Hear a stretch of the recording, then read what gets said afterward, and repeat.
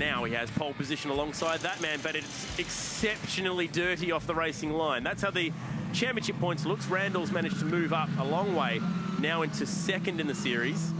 And look at that. I think he's made his point quite clear. Get out of that yucky stuff down the bottom. I wonder if he'll do his trademark point the car over to the left-hand side. He said he copied Lewis Hamilton at Indianapolis a few years ago with that move. Well, not quite as well executed, but look, all points for trying. But Thomas Randall, he was very quick in that last race. But what we've got here is he ran his 2 new tyres, so you get 6 for the weekend. He ran his 2 fresh tyres in race 2. Jordan Lloyd has saved them for this final race. And he'll start outside on the clean part of the racetrack alongside Tom Randall. Harry Hayek has been doing a great job and is in contention for a podium here. Will Brown outside row 2. Lewis League's been one to watch, 3rd in race 2, starting alongside Jimmy Vernon. I get the feeling the guys out of row 3 might pick up 1 or 2 spots. Just want to give a shout out to Murphy Motorsport coming on and becoming the 4th team to join Formula 4. They've been looking after Jack Sipp this weekend. Burbank Homes as well, a part of that operation, and doing a good job with Jack. And he's got mum, dad, sister, all here this weekend in Cherrymont. Yeah, local boy from the Sunshine Coast, local Queenslander. This guy's from the Central Coast, Drew Ridge, so getting some support from Brian Hilton, Sydney Motor Group there, driving the 5th Team BRM car, just doing a little bit of acceleration and braking, get some brake temp.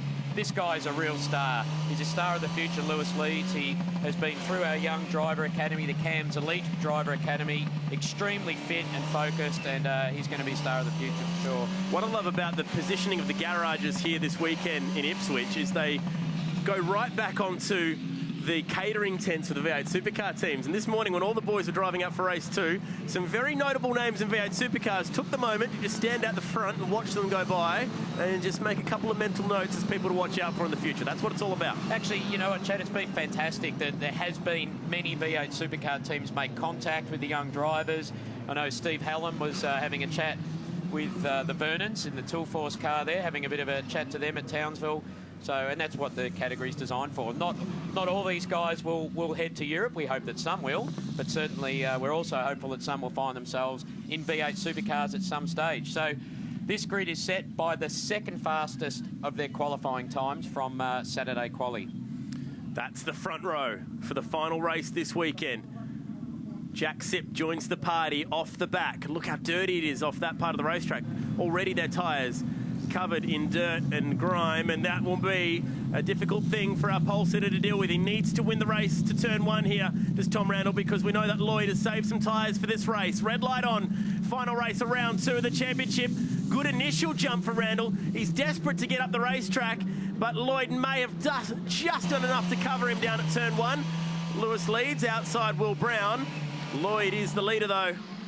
He did enough, and Randall's job will be quite difficult from here. Drew Ridge going up the inside there, so Randall's gone with him. Another textbook start for Jordan Lloyd. And there's Jordan Love coming out of the toe. He's got up the inside of Ridge. Ridge still squeezes the door. It's going to be very tight into turn 3. Cars going left and right.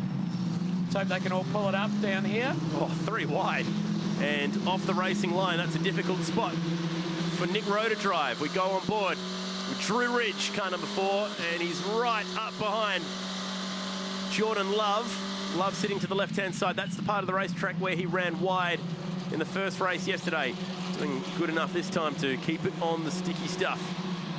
Look how much marble and build-up there is off the racing line. It's going to be difficult.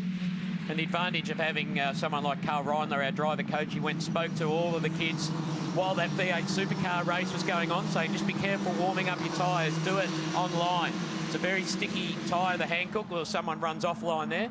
But if you're going to warm up those tyres, stay on the racing line, try not to pick up as much of that soft marbles. I suppose it's ended up on the outside of the circuit from that V8 race. So there's Harry Hayek, Will Brown following him through, and the cars galore just working the wheel there. Lewis Leeds and Tom Gretsch making his way up to 6th already. Gretsch, one of the, if not the most aggressive driver in the field. He wants the outside down at turn 3.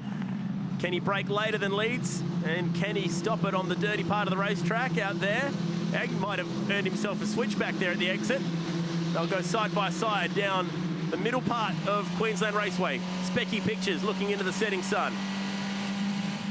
He did the switchback quite early there, actually rolled off the throttle to try and have a look down the inside, but good driving from Lewis Leeds, withstanding the pressure of someone far more experienced in Tom Gretsch behind him, ex-Formula Ford campaigner, as is Jimmy Vernon there, car 25 on screen. Vernon dropped back a couple through that whole start procedure, and he has Nick Rowe for company here. They shared the front row for the second race, and here they are fighting back in 8th and 9th position. So not quite what those two guys were, well, not where they want to be, because they are very talented and will win races at some point, I imagine in the very near future, if not next round in Sydney. It's a great battle.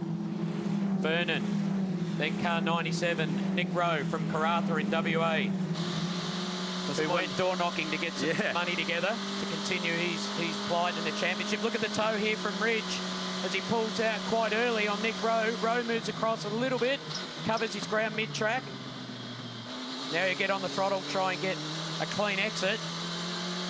Next passing opportunity down the inside here at turn 4, probably a little bit too far back though. We thought Drew Ridge had won himself a race up in Townsville, but the penalty that was handed down to Jordan Lloyd was revoked, and he didn't quite get the win, but second was definitely impressive. And a bright future for Drew Ridge, who really does not have a whole bunch of experience in open wheel cars under his belt just yet. It should be no coincidence, Cam, that the most experienced guys in open wheelers are first and second at the moment. And just cleared out in front, about 1.9 seconds ahead at the moment, 2 seconds of Harry Hayek. Jordan Love's doing an excellent job. He had an off in race 1 and had to come back from last. He's out up into P7. Certainly had good pace all weekend. Another young driver from WA.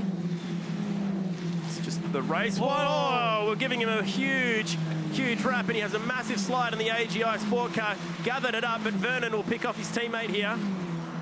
Rowe might be able to close in a little bit, but might not be able to make the move stick down at the end. They're all driving for Adam Gotch's AGI team. Close under brakes. Can you get a bit of drive here?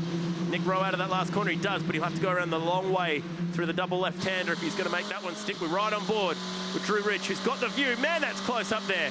Wow. Rowe under brakes up the inside. Gee, Love moved over and opened up the door. I guess he assumed that he wouldn't go for it, but he did, and he made it stick. And I think that was the right move in the end. Jordan Love, he made a mistake. He just needs to settle back down now.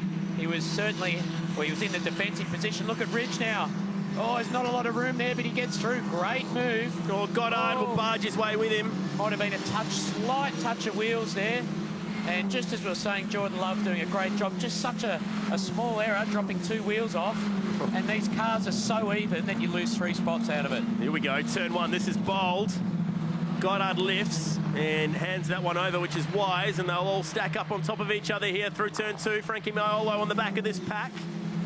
They're fighting for positions 10, 11 and 12. And Maiolo might get a bit of a double toe here if he's bold enough. Where does Love position car 79? Maiolo and Goddard square off through the shade of the Willowbank trees at the end of the back straight. Goddard hangs on. Good little battle between the two BRM drivers. Frankie coming out of Superkart, so a little bit of a different progression than traditional. Of course, Zane Goddard represented Australia in the World Karting Championships in Spain, so a very top-level karter. And support from Queensland company PWR, just lives down the road from James Courtney, so does the track walks at every round with James, which is great. James certainly keeping an eye out for young Zane. Another progressor through our Young Cams Academy. Great to see some of the young kids coming from karting in the very first year of Formula 4. We're certainly hopeful that they take the plunge next year and that these guys can show that you can step up straight from karting and get your head around these cars quite quickly. Nearly halfway home in the final race, and it's on between Lewis Leeds and Tom Gretsch still.